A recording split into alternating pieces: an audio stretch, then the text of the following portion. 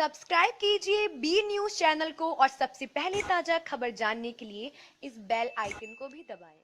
नमस्कार, मैं हूं ब्रजेश कुमार सिंह और आप देख रहे हैं बी न्यूज। आज मैं बात करने वाला हूं थारू समाज, जो हमारे ही बीच में रहकर उनकी अलग पहचान, अलग उनकी वेशभूषा, अलग उनकी नृत्य, अलग उनके कलाओं के चलते उन्हें लोग जानती थी। लेकिन अब धीरे धीरे उनकी आधुनिकता, धीरे धीरे उनकी कला विलुप्त होती जा रही है। वहीं बहराइच जिले में आधुनिकता की दौड़ में थारू जनजाति की कला और संस्कृति विरासत विलुप्त होने की कगार पर है। अपनी कला और संस्कृति के विशेष पहनावे के लिए जाने जाने वाला थारू जनजाति प्रगति के पथ पर अपनी पहचान खोती जा रही। मेरा नाम रीना है और हम कारीकोट लोहरा थारीपुरा के रहने वाले हैं और हम मतलब कि बनारस पढ़ रहे हैं इस समय इंटर में। बनारस में आप बीएचयू में पढ़ रही हैं? जी नहीं, मतलब कि बीएचयू में नहीं पढ़ रहे हैं, ऐसे स्कूल में पढ़ रहे हैं, हॉस्टल में रहकर। अच्छा, आप सर गांव की पहली लड़की है जो बनारस पढ़ने के लिए निकली है। Very good.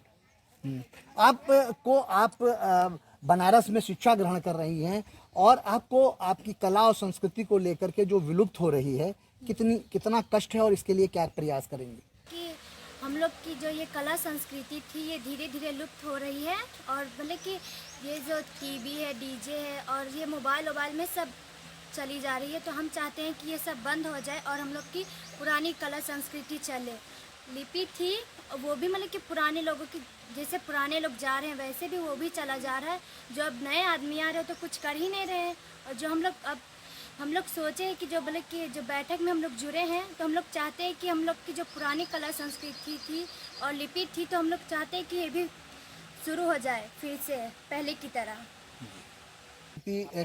और लिपि की क्या स्थिति है और उसको लेकर आप कितना गंभीर है?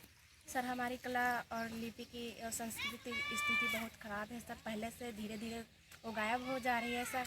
हमारी जितने भी किशोरियाँ हैं हम लोग सर त्यौहार के दिन वो मतलब अपने कल्चरल ड्रेस पहनते हैं ताकि हमारी संस्कृति की ये मतलब जो कल्चरल ड्रेस हो गायब ना हो, हमारी पहचान ना गायब हो सर। हम लोग इसको पहनते हैं त्यौहार के दिन, ये कल्चरल ड्रेस को पहनते हैं। और हमारे जब से बाल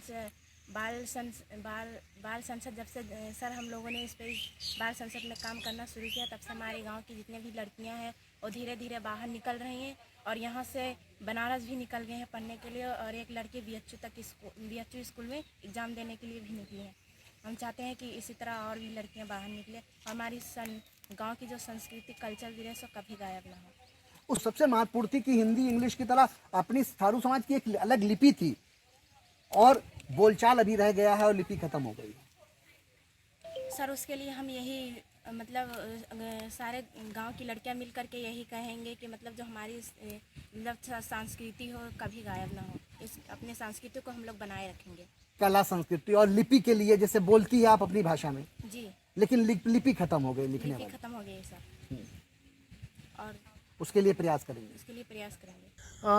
दरअसल बहराइच में कुल 11 गांव हैं मेहनपुरा विकास खंड में और जिसमें थारू जनजाति रहती है।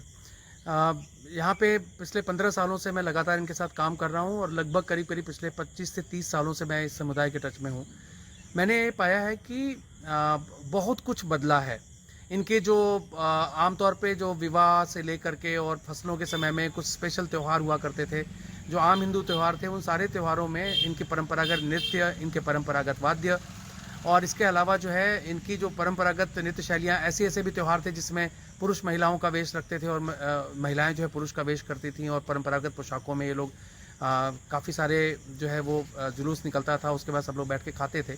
मैं बहुत सारी चीज़ों को देख रहा हूँ जो लगातार विलुप्त होती जा रही हैं और उसके पीछे जो मैं एक जो कारण महसूस कर रहा हूँ वो ये कि वो जो तथाकथित सभ्य समाज है जो गैर थारुओं का, उनके साथ जो इनका लगातार संपर्क और मेलजोल बढ़ने की वजह से बहुत सारे ऐसे थारू युवक युवतियाँ वहाँ से निकले जिनको जनजातीय आरक्षण और उनकी अपनी पढ़ाई और शैक्षिक योग्यता के चलते जिस तरीके से उनको नौकरियाँ मिली और वो बाहर निकले, अलग अलग शहरों में जाके पोस्ट हुए और उसके बाद जो बाकियों के संपर्क में आए, तो उसके चलते उन्होंने अपना परंपरागत वेशभूषा त्यागी।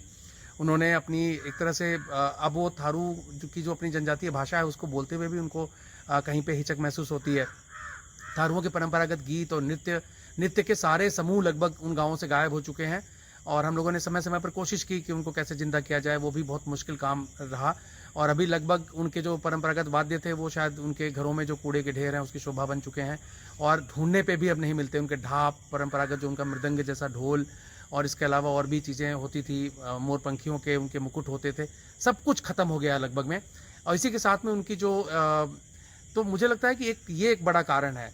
और मुझे लगता है कि इसको रिवाइव करने के लिए जिस तरीके से जो हमारा संस्कृति मंत्रालय है या इससे जुड़े हुए सरकारी विभाग हैं, उनकी तरफ से भी कोई प्रयास आज तक दिखा नहीं कभी भी। और इसके पहले तो कम से कम ये होता था कि भारतीय जो राष्ट्रीय स्तर पर जो युवा महोत्सव होते थे, वहाँ पर बहराइच जनपद से इन थारुओं की मंडली को प्रोत्साहित करके तैयार करके भेजा जाता था, और कई बार राज्य स्तरीय और राष्ट्रीय स्तर के पुरस्कार थारुओं की नृत्य मंडली ने जीते थे।